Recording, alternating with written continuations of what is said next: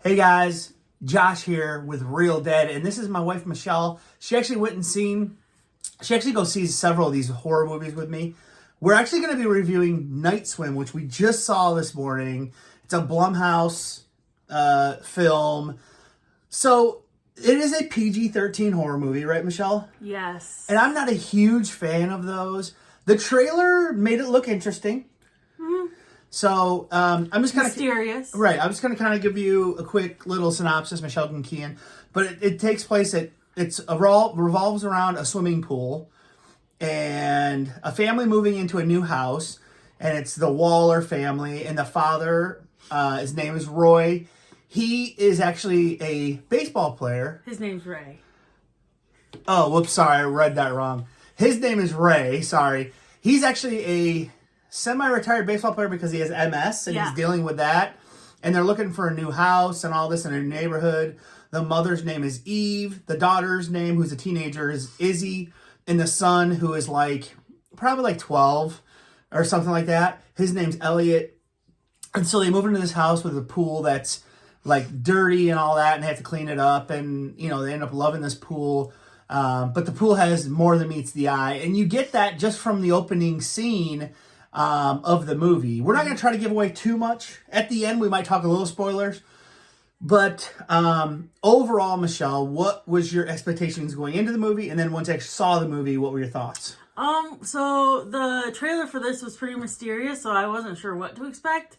But, you know, I think when I got into the movie, I thought, oh, this is okay. And then as the story progressed, I thought, this isn't that okay. Right. So for me, I didn't think it was as bad as I thought it was going to be. I thought the story was okay.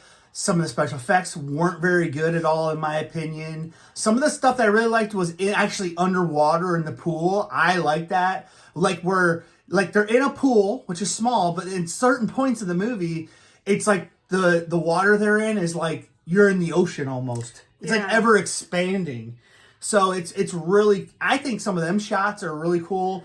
The acting from the four main people, the son, daughter, father, and mother, I thought the acting was good between those. I thought the acting was good too. I agree with you. The CGI was much to be desired. Some of it was suspect. I thought some of the underwater scenes also were unfathomable. You didn't like it. I also think some of these people should be dead.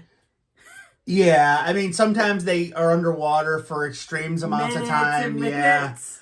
Yeah. So I understand that. But overall, I don't think it's a horrible movie. I definitely, for PG-13, I thought it was fine. You know, when it's a PG-13 horror movie, of course, there's going to be things that are left to your imagination. I mean, we saw a good Blumhouse PG-13 horror movie last year, and that was Megan.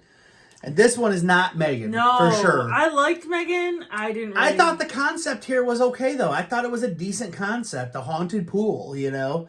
I mean, I was scared of my pool. We had a pool growing up, and I was really scared of it. Right. I just think this wasn't it for me. So okay. So so the pool has like a history to it, but they don't dive into that a lot. They tell you some and they tell you enough, but they really could go into it. It's almost like where there's a lot of mythology around like the pet cemetery. Like they could go into that with this, in my opinion, but they didn't. And I don't think there'll be a sequel, in my opinion.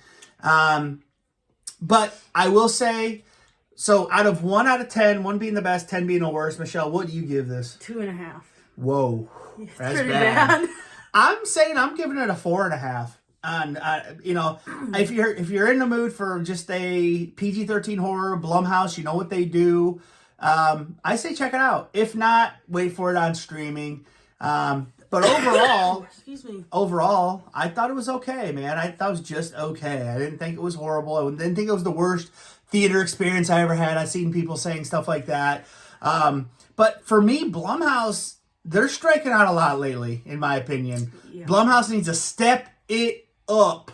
Because A24, that's one of my favorite people doing movies. So I would say, Blumhouse, step it up. This isn't horrible. said the acting's okay, but go ahead. There are aspects that were okay. Yes. Overall, I wouldn't choose to watch it again. Right. So, okay, let us know what you guys think in the comments. If you guys are going to check it out, we didn't really get into many spoilers here, but yeah, we'll talk to you guys later. Bye. Like, comment, subscribe.